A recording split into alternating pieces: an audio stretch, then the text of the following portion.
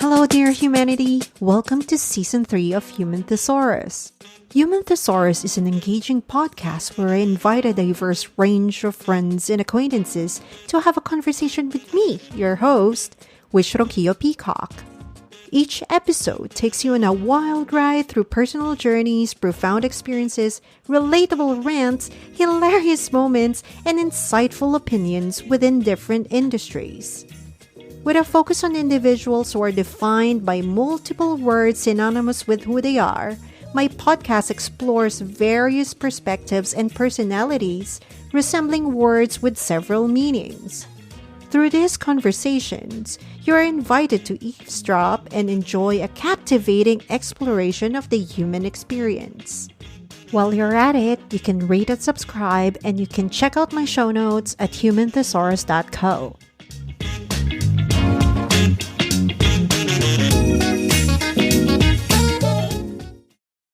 Coco is 34 and lives in Berlin, Germany.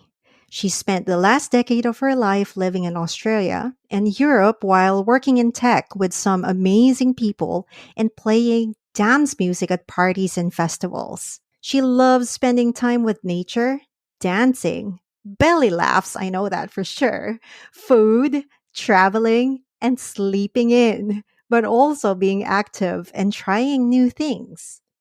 I met Coco through work 6 years ago in Sydney. She became very integral part of our team.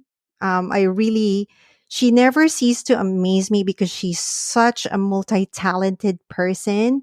And we had a lot of memorable, fun experiences together. The ups and downs of our jobs just makes us laugh a little bit harder. So I think that what made it more pleasant. But Coco is just really a sunshine. Like, she's ethereal when she walks in the room. You just feel her because she's that kind of a positive influence around us, pretty much. She's been through a lot too, and it's just wonderful to see her grow and blossoming. And that's always been something that I'm proud of with the people that I surround myself with.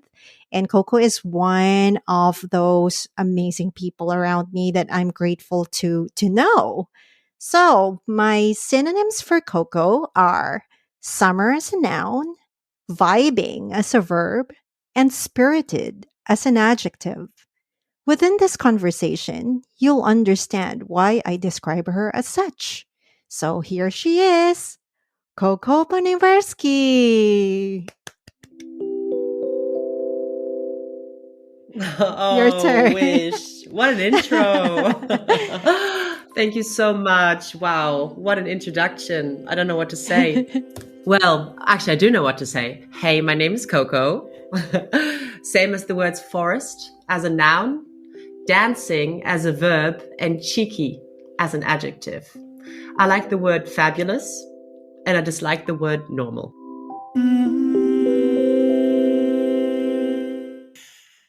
There's nothing normal That's about you, really girl. interesting. That's really, like, your side of the story is really interesting. You Yeah. had summer. Yes, you are a summer to me, vibing as a verb and I spirited, love vibing. very spirited as an adjective. Mm. Yeah, I really take time to think about this before the conversation. I think words do affect all of us. So, what do you think about how I describe you? Can you relate Absolutely. to it? Absolutely. And it's, well, makes me, well, I feel very humbled that you describe me in this way. I feel that the words are also really suitable to describe you. And I think that's maybe why we hit it off, because we're quite similar in that way, Yes. just like, yeah, you also just bring the house down if, when you're on fire. What type of I fire? think I need to pull our depends. I need to pull our Depends on the pictures. situation. I need to pull our pictures. It's just like Yes. those memories. What were the most, because it's been a few years now that we're not working together Mm. anymore, but What were the highlights that you remember when we were working together with the team? When I think of us, I think of all of our banter in the Liquid Yes. Studio, just sitting at the desk and singing along to Oh my songs gosh. and just telling each other crazy stories. We did some really cool trips as well. Yes. Our Perth trip where we ended up in this rum bar, like hidden Yeah. in between these containers. Yeah. Remember? And we had to like knock and then like say a password and then got into the back of this amazing rum bar.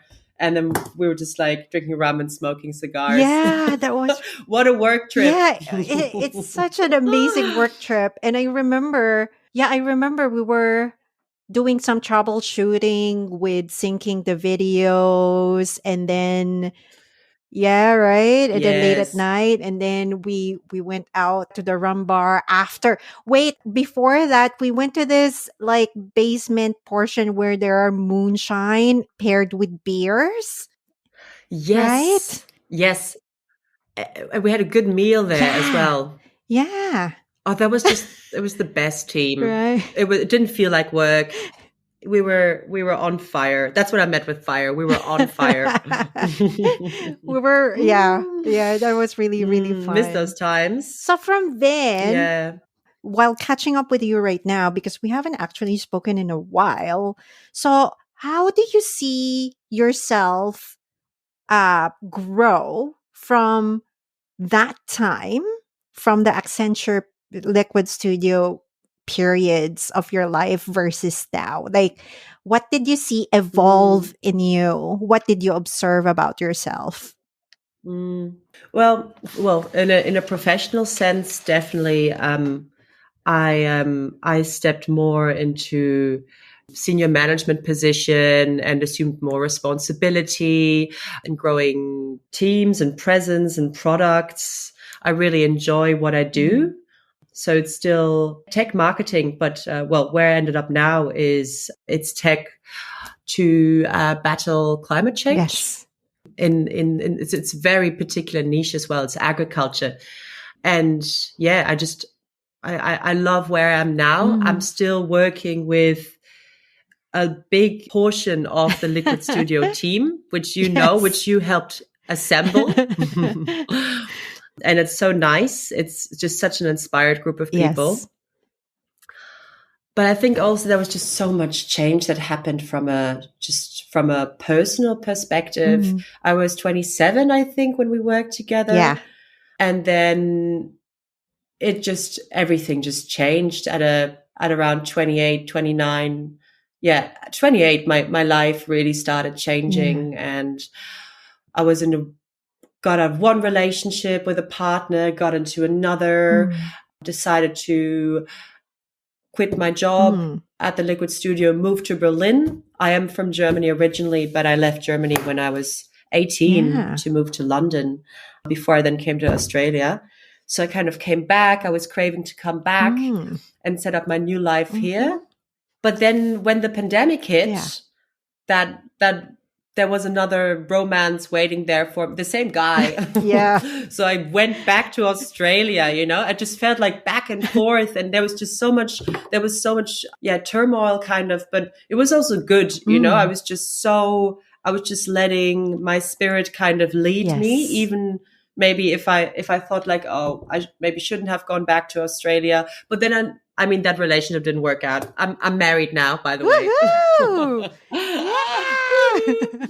Yes. So no more relationship dramas. Isn't it great? It's fantastic. Yeah, but the second time you went to Australia, although we're very, very supportive of you, everybody fell off their chair. Like, what? Remember, I was in quarantine Yeah. and we were talking with a team. So yeah, everybody when I because we have a group chat without you there. So it's like, "Hey, have you heard Coco's back in Australia?" "What? Why?" The guy, "Why?" Oh. And I was like, "I think she's happy. We'll let her be. You just needed to support her." You guys did. Everyone was very supportive, and they're just some things that you just need to find out for yourself. Mm-hmm. So I'm really glad that I did that. I'm really grateful for the learnings, Yes. so many Yeah. learnings. And yeah, and if I wouldn't have come back, then I wouldn't have met everyone again to Mm. work on the awesome climate project Yes. on that we're working on now. But now I'm back in Berlin and super happy Yeah. and really settled, and spring is coming. Oh. Yeah, But don't you yeah, think it's good. that also one of the, I think, I mean, as always, right? Things happen for a reason. So with your second coming in For Australia, sure. don't you think that that was because I saw that you became bigger as a DJ at that time? Don't you think that Um, that kind of became, kind of looking back, a good reason as well? Because I really felt that you were really, really like, you've got more parties, you've got more events, and you're really one of the big names now. And Oh well, I think I grew in that role as well. mm, So we were doing, Australia is great like that because it has so much of this kind of outdoor yeah, festival culture. yeah, And so getting involved, the outdoors are just incredible mm, in Australia, as you yes, know. Spending time in mm, nature and doing these events and getting people there. So yeah, that was definitely that all happened in Australia. And so when I was already involved in the festival scene for like 5 years in Australia, yes, but then when I got to Berlin, I realized that yeah, I got booked in some of my favorite clubs here because I think I just developed a different sound as well to what mm, people are playing here. You I know, it's very see, different.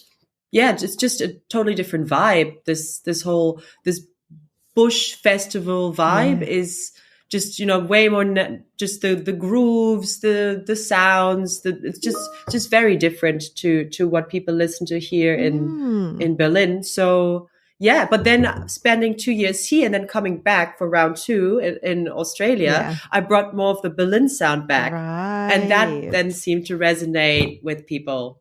So I think it was good. I don't know if I'm a big name. I enjoy what I do. mm-hmm. I'm starting to play more here again. I got a gig this weekend.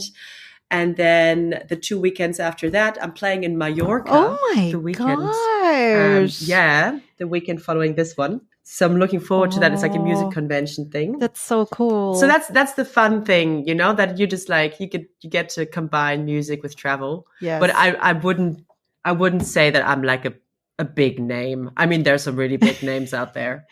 Yeah, but But those are for what I commercial. do, I love it, Yeah, yeah.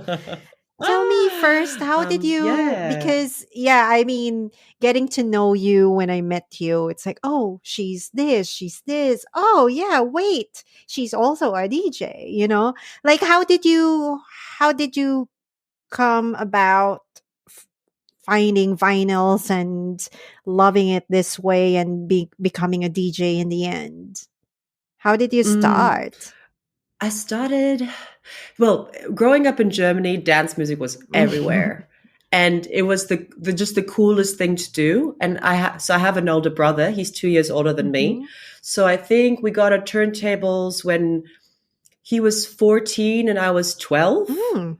And he just bought a pair of turntables. And then we were really close friends. So after school, when I was like 13, 14, we went digging. There Mhm. were like two really good record shops on our way home. Mhm. And it was just, I just fell in love with the culture. It was just, I just felt so cool going there with my older brother and then Oh, sitting there and yeah. going flicking through vinyl and then like, picking it out and listening to it. There was something so special about it. Yes. And then, and then when you really love a track or you really love an album, then you just to buy it, Mm. to have something of substance and buy it and add it to your collection. Yeah, and then my brother just taught me how to beat match, but I was Wow. mostly dancing. Mm. I really got into dance music. Mhm. There was a lot of like electro and house Yeah. back then that I was really listening to. But it wasn't until I came to Australia that I Oh. started to play. Also, that was like 2012 Yeah. that I started to just play. Oh. Yeah, I was pushed by a friend, like, hey, you should play at a party, and I was like, okay, cool. And then yeah, I learned how to mix on like the CDJs, Yeah. and that's kind of, so it all started in Australia Oh, actually. But wow. my love for music and vinyl, that started, yeah, much earlier in Germany. Oh, that is so cool. Because you Mm. also you sing, you play the piano, right? What else Yeah, can you well, remember? we play the piano. I sometimes grab the guitar or the Yes. ukulele, but that's just so basic, you know. But that's more like party jamming. Yeah, it is. Oh. Okay, we have to track it back that you're now married. Can you please tell me again your story? Like how did it happen in Kyoto and Yeah. stuff? Yes. Okay. So yes. So well, we eloped. Mm, That's the oh word. We yes, they're eloped eloped. in Kyoto. Yes. So yeah, we had a little secret Shinto wedding. We got engaged in San Sebastian Oh, oh my over New gosh, that's Year's, so and perfect. it was so beautiful, so super in love. And then Chris proposed, made me this beautiful, beautiful ring that he proposed with. Oh. It was just so perfect. And then the thing with, well, in our case, it was like that. The thing with like weddings and engagements, everyone was like, when's the wedding? When's the wedding? And our moms got involved. Okay, so you know, it's all happening. Yeah. And pretty quickly we were like, oh shit. This is like turning in, you know, this is really taking up momentum and spiraling fast. And we kind of felt, and I'm like, yeah, cool. Oh, well, okay, well, let's do it in summer then. And you know, of course, also like everyone has an opinion Yes. when you get engaged. Yes. And so yeah, and then we just sat down one day and we're like, okay, how are you feeling about this? We just felt like, because it's a big thing to get married and to agree with your partner, you know, that you really want to have a really good shot at spending your life together. Absolutely.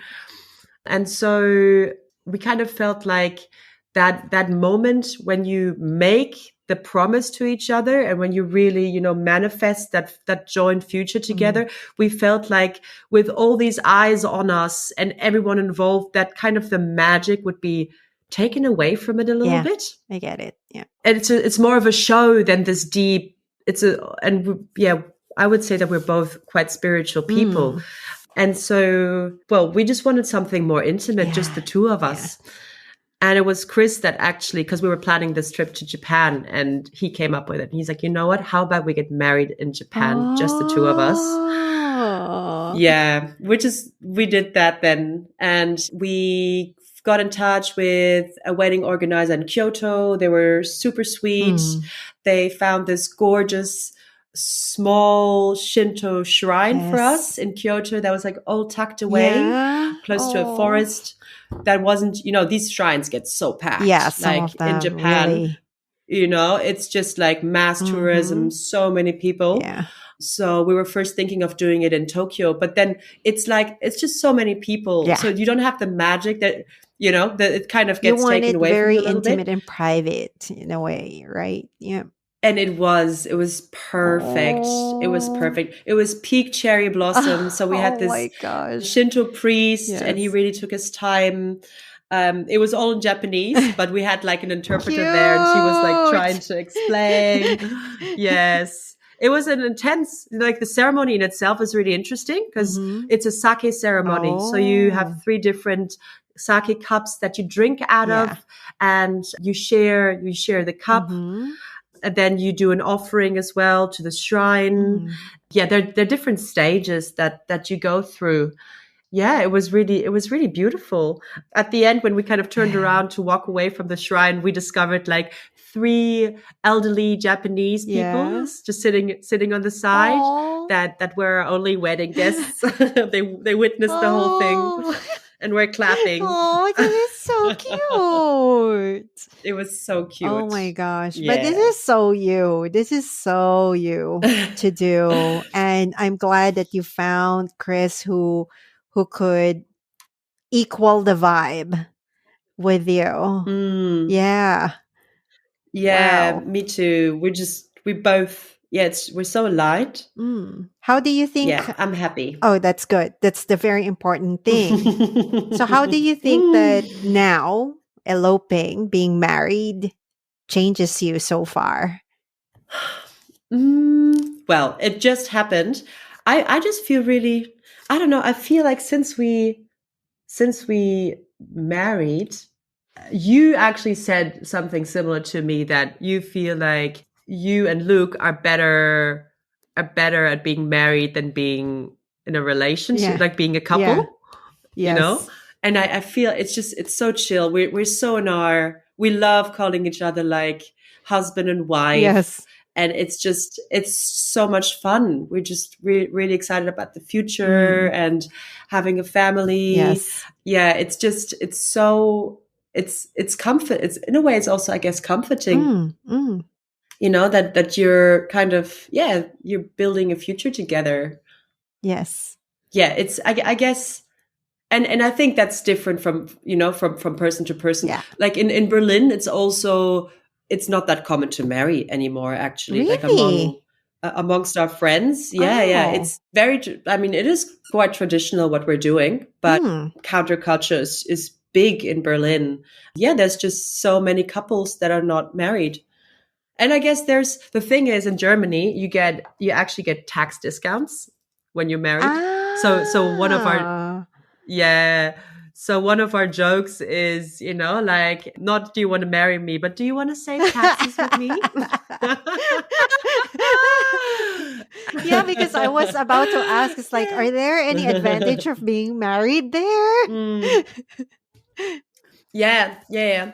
But I mean, I had the privilege of growing up with a intact family. Yes. My parents have been married for 45 Yes. years, and I just see them. I think they're still very much in Yeah. love, and seeing, Oh. of course, like, it comes and goes, but they're in such a good, that's in such a good place again. Oh. Yeah. And we've also, like, had some, as I'm sure pretty much all families had, some really dark times as Yeah. well. Mm. And to just, like, to make it through together and not give up, Mm. and just always be there for each other, and work things out. Mm. I really admire that. Marriage isn't for everyone, and Yes. it really depends on also where you've come, like, your journey. Yes. And I've come from a family where I've witnessed a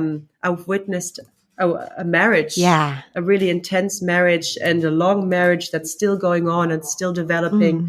And it just really, yeah, I just want that for myself. And I always wanted to, growing up in that, I always wanted to get married. Mm. Yes, I agree with what you were saying that marriage is not for everyone. It actually reflects on what you also observed. We only start I never wanted to get married at all. I think you've heard this before I even got Yeah. engaged because I never really had the expectation at all.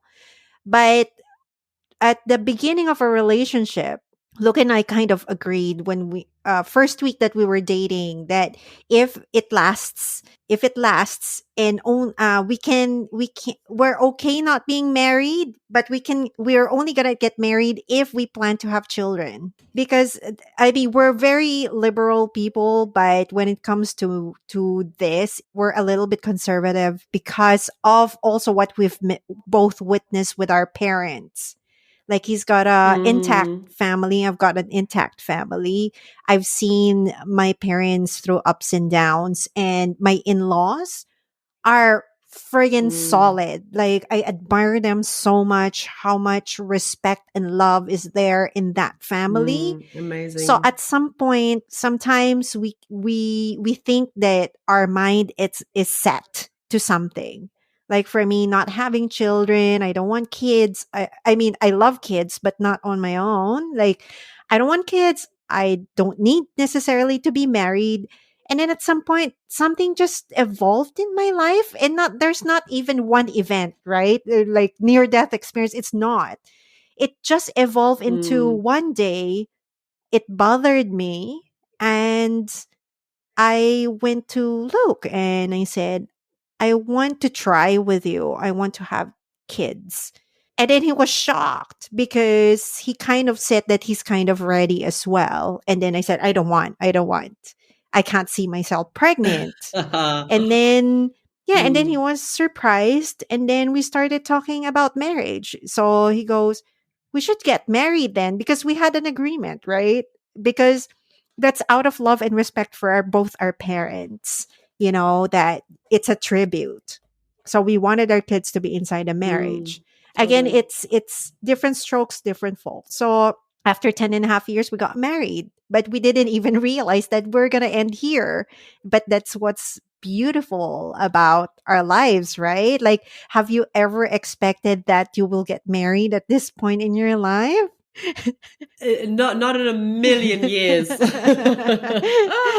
Isn't it crazy It how is. the tables just everything just changes so Yes. quickly? And it's beautiful to also to allow yourself to change your mind Mm, and change your reality yes. and just yeah. I remember you saying you don't want kids Yeah. I was, and us having conversations about that. You were set. yeah. You were set on that. I was so friggin' set on that. Yes, that's right.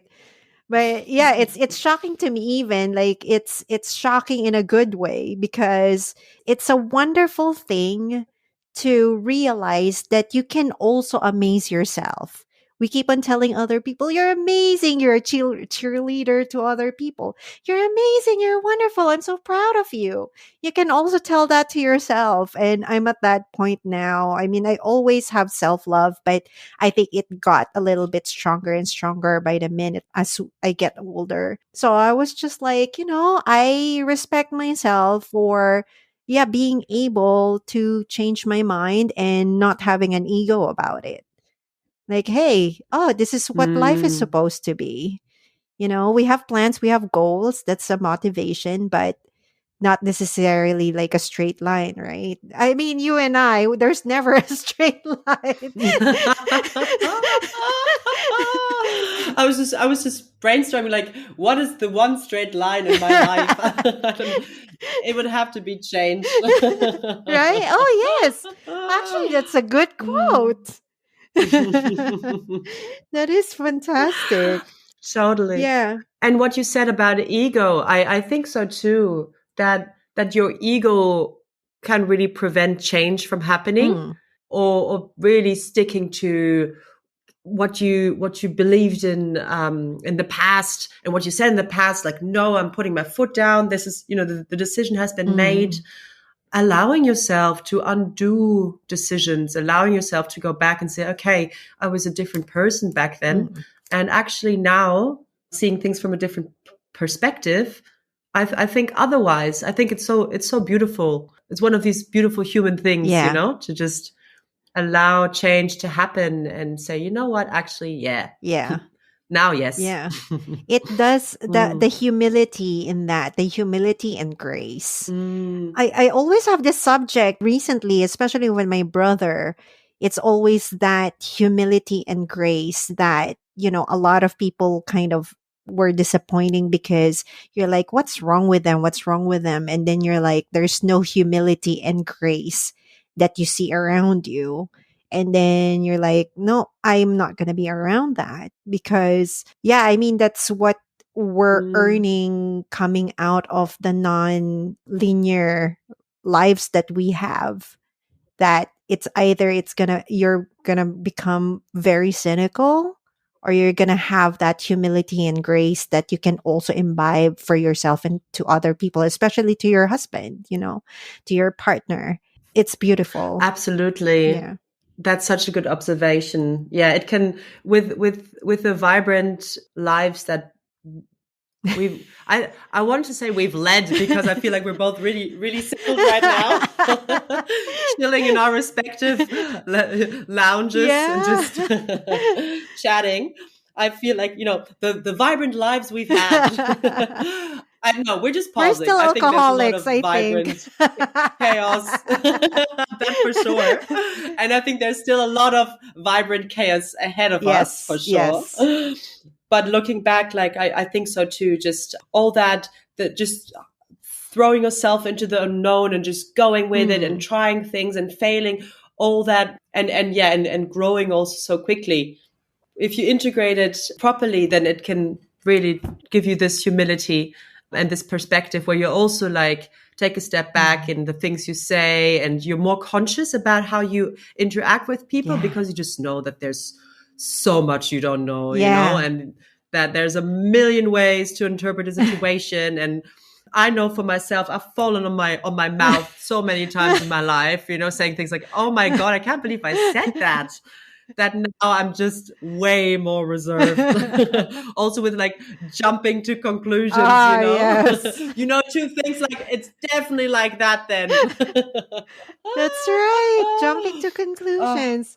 That's true. Oh my God, pointing that like a out. like a I pro. think I haven't. I turned that into an Yeah. Olympic sport. I think I haven't heard my husband. I think once you just mentioned that, I was like, oh my gosh, Luke hasn't really commented anything to me about that anymore these past few years.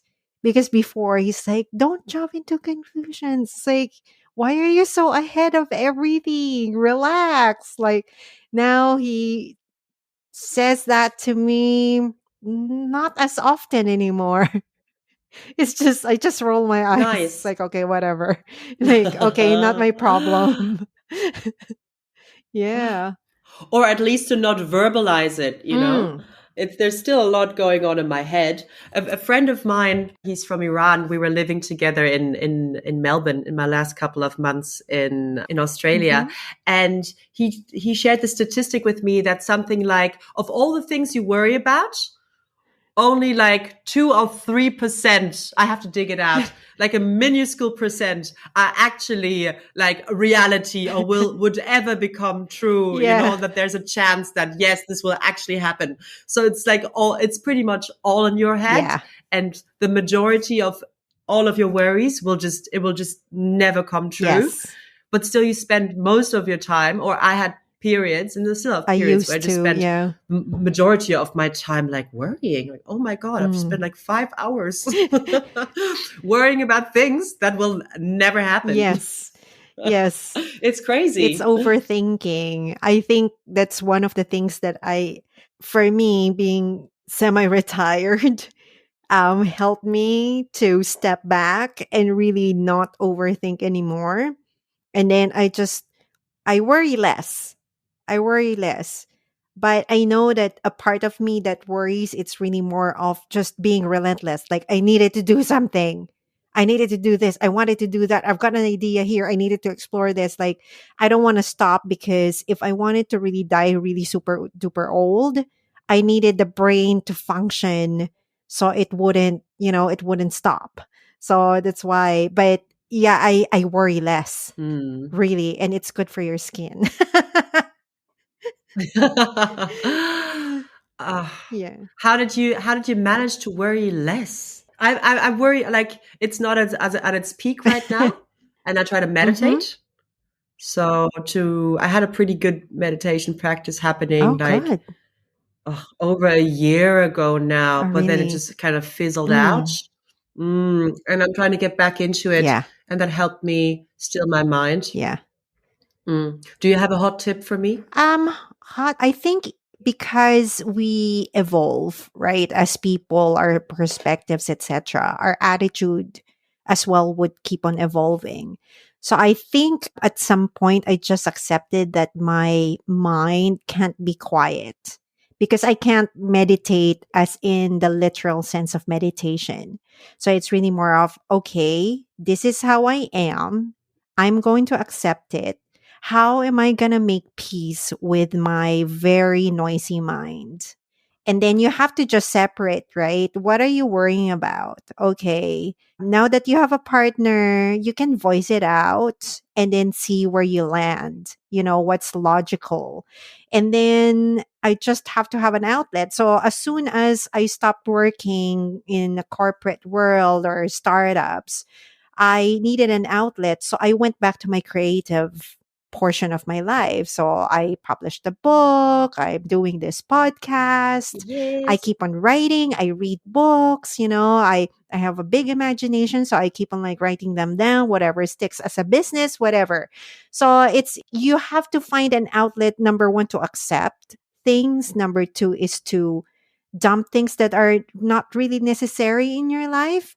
So all of that just boils down to self-awareness. What works for you? Like in Mm, everything, yeah. in meditation, if it doesn't work for you, it's fine. Like what's happening right now is that because we've got a lot of information overload as well on the internet, on social media. Do this. This is the right diet for you. This is your astrology. Oh, the stars are not aligning for you, therefore this is your diet, this is what you need to do. There's a lot of noise Totally. around us, and we tend to get absorbed by all of these things, and then we forget that yeah, it works for them, probably it won't work for me, or I'll try. It's worth trying because I'm still looking. So and then at some point you will just find that ground. So that's just my hot Yeah. tip. It's Yeah. just like keep on learning about yourself and then take it from Huh. there.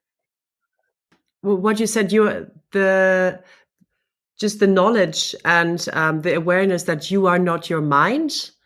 There's this awesome book, The Untethered Soul. Oh, I don't know if you've heard about can you it, please take a photo by later Michael. and send it to me? Okay. Mhm, for sure, Michael A. Singer, Mm-hmm. and a friend of mine. Yeah, I think I realized that I managed to separate myself from my thoughts, Mm. or started doing that maybe like 5 years ago or something. Mm-hmm. But it really hit home like only a couple of years after, and a friend of mine in Australia recommended me this book, The Untethered Soul, which just really talks about that you are not your mind, and your mind is a product of your conditioning and how you're Mm. brought up, Mm. and and it's its own thing, and it will probably keep on doing its own thing forever Yeah. until you pass. Yeah. When when your mind, like someone even replies to a person, or Yeah. it assumes different personalities, or it's sometimes really naggy, or it's like, oh my god, I can't believe I'm thinking Yeah. this. Yeah. It's just my mind. So my mind can be such an asshole Oh, sometimes, and it's like, yes. whoa, wow.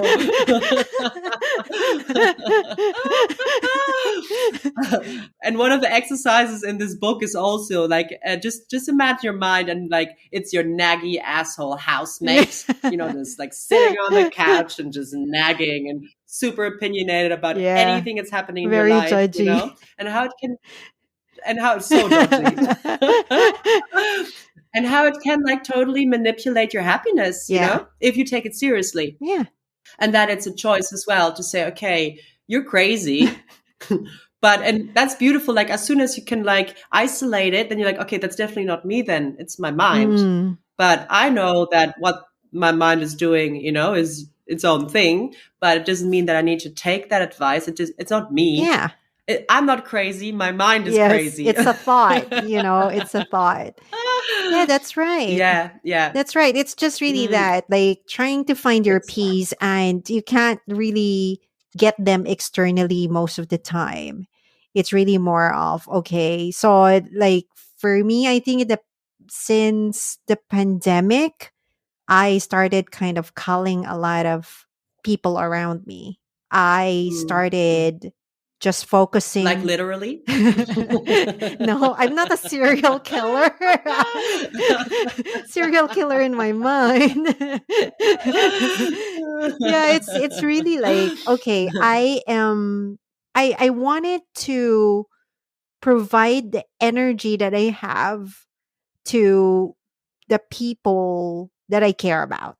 The Yeah, people who could yeah, match totally. my passion, my love, my genuine self. And then if something is below that, and I've tried for years and years, right? It's not like you have a closed mind. It's like, oh, I don't like this person on the first minute, which normally happens, but it's really more of, these people for a long time, you don't vibe with them anymore, or you don't want to fake it anymore. It's just not the right people around you. They don't make you feel happy.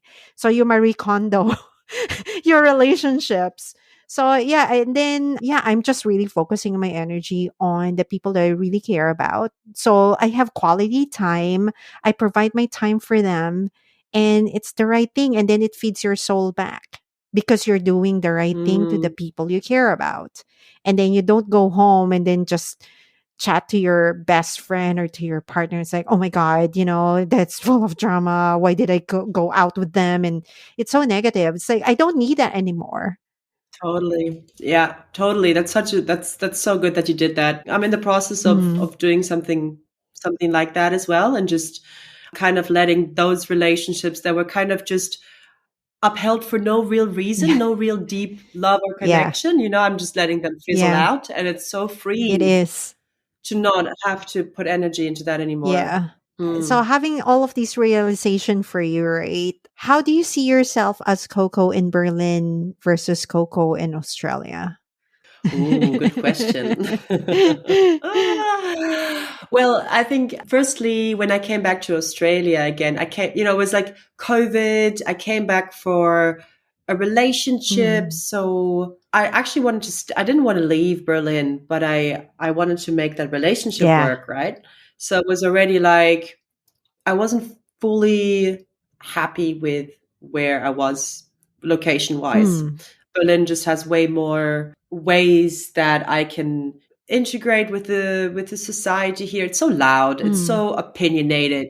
Berlin is really, when we talk about Berlin and like my circle of friends here, we're wondering whether might it be like one of the last really like free cities, Right. Yeah, yeah. on the planet, because it's really like, yeah, there's a lot of freedom here. Mm, It's like anti-establishment, mm. anti-capitalistic. Like Google tried to establish itself just around the corner here from where I live. I live in East Berlin, Yeah. and there were like millions of people on the street protesting to push Google out, because it's Really? like like a Görlitzer Park. It's like a quite a punky, like a little bit grungy, but so Nice. cool. I love this area, Wow. lots of like community. There's still people squatting there, Mm, that have been like this, like they've been squatting there for like yeah. decades. It's like it's just the way it is. Yes. And I thought that was just so powerful, when Yeah. like a force like Google, people really have they get together, Yeah. and it's people power. Mm, It reminds you of the influence you can have on your reality, yeah. if you really like speak your voice and speak your mind and get together. So to circle back to your question, Coco now is just, I just feel I'm in my juice here. Yeah. Working in the startup world and in climate. Yes. It's like, yeah, it's, I feel really, really energized here, really inspired, Mm, that also that anything is yes. possible. Berlin has, there's like an outlet for anyone, for any Mm, sort of person. If you have a certain like political direction, or if you have, just any sort of thing that you want to express, or if you're punk, or if you're goth, or if you're whatever you yeah. are, there will be some sort of community Love. that like, with thousands of people that like hang out and get together, and do things, or like have parties, or go on strike together, or have like readings. It's just so cute. Yeah. And the German government is really good like that, Wow. like they're really good with creating supports, like with supporting like sexual Mm, orientations, and or like, domestic violence, sexual yeah. orientations. So many youth communities where it's Wow. like to help people on their journey. Yeah. Just, there is support here, where I felt like in Wow. Australia, I mean, it's also, Australia is such a young, white Australia is such a young, Mm, mm, mm, place, mm, mm. that these things didn't have time to develop yet. Yes. And that's what I really value Europe for, is like when it comes to like human rights, Right. Yes. it's really up Mm, there. And I really appreciate it for that. yeah. Happy Coco in Oh, Berlin. happy Coco in Berlin. That's what I love to hear. You have to come and Oh, visit me. absolutely. You'll be my guest of honor. Yeah. Oh my gosh. You have to take me silent disco because I could dance for hours with you in silent discos. I freaking love silent discos or drum and bass. I'm sure that's fun.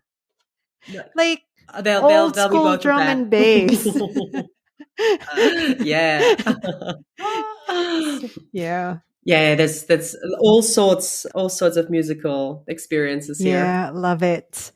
So, yeah, Coco, in closing, what's the word that you can impart to our listeners about you and why? Oh, Mm. transformation. Oh. Transformation. There was lots of transformation in my life in the past year. Hmm. Um, welcoming transformation. And it's like I feel transformation is even a bit stronger than change, but Yeah. that's just in my mind. Yes. But welcoming it, embracing it, going, not resisting it, but just going with it. Hmm. It just always amazes me where it takes me in life. Yeah. Transformation and I are good friends now. Oh, that's good to We're pals. hear. I'm so proud of you. Really. You're so glowing right now.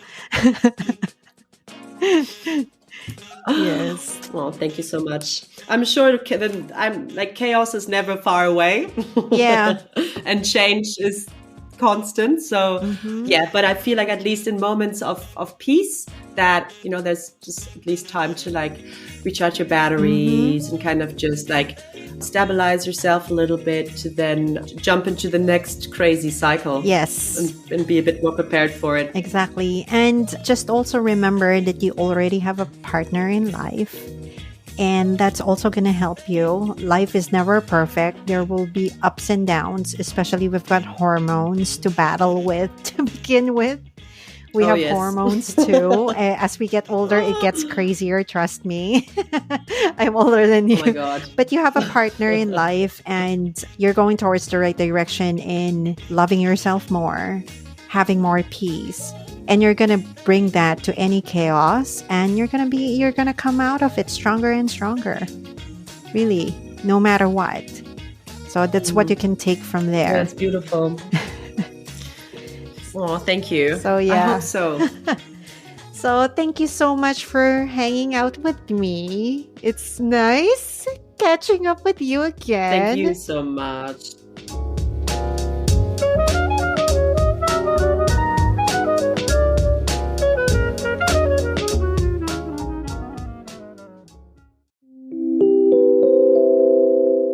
From this episode, one of the most important words about life is growth. It is the act or a process or a manner of growing, development, or gradual increase. It's similar to words advance, headway, flourishing, sprouting, magnification, success, upswing, escalation, broadening. Felicia Rashad, an American actress and the dean of the College of Fine Arts at Howard University in the US, quoted, "What's in front of you is a whole world of experiences beyond your imagination. Put yourself and your growth and development first." End quote. The beauty of you is your scars, your journey, your victories, your sorrows, your tears, and happiness. There are so many layers to our lives that growth is something that we cannot ever deny ourselves to go through. It's something that makes us progress as humans together, as individuals, and as a community.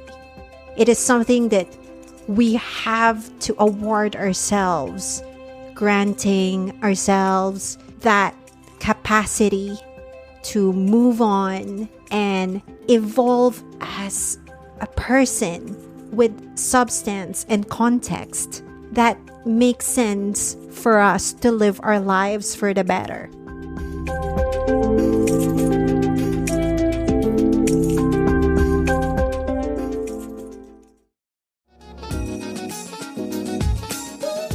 Thank you for listening to Human Thesaurus. Please help me rate and subscribe because your support means a great deal. Join me again next week for another episode. And while waiting, why not listen to my past few episodes? You may find one of them action-packed. I'm your host, Wish Ronquillo Peacock. Have a fantastic day and thanks for listening.